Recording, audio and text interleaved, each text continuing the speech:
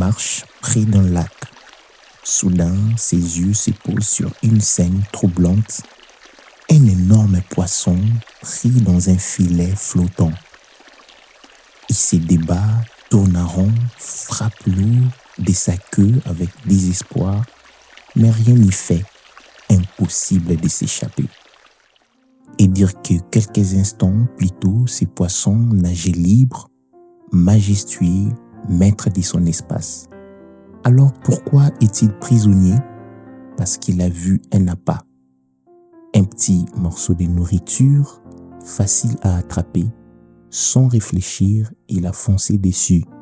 Et ses choix lui a coûté sa liberté. Bonjour à toutes et à tous, bienvenue dans ce nouvel épisode de votre podcast Médite-la 365. Ces pièges du poisson, c'est exactement ce qui arrive à nous, humains. Ce n'est pas toujours l'ennemi qui nous force, ce n'est pas Dieu qui nous tente, non. Comme le dit l'Écriture, que personne, lorsqu'il est tenté, ne dise « c'est Dieu qui me tente », car Dieu ne peut être tenté par le mal et il ne tente lui-même personne.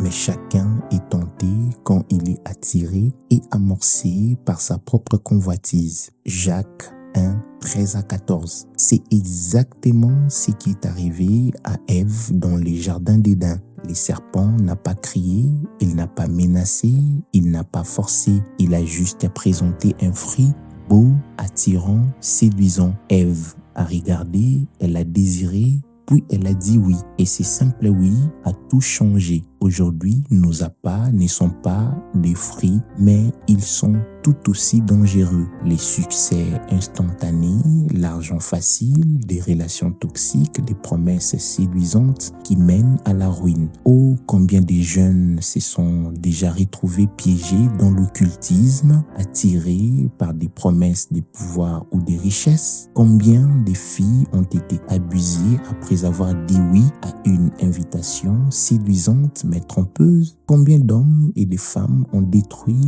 leur avenir à cause d'un choix fait trop vite. Souviens-toi, dans 2 Rois 4, les fils des prophètes ont crié « Homme des dieux, il y a la mort dans les pots » parce que ce qui semblait nourrissant cachait en réalité du poison. Voilà pourquoi, avant de dire oui, tu dois réfléchir 2 fois. Prions ensemble. Seigneur, ouvre mes yeux, aide-moi à discerner entre ce qui nourrit mon âme et ce qui m'éloigne de toi. Donne-moi la force de dire non à ce qui brille mais détruit et la patience de dire oui à ce qui vient de toi. Amen.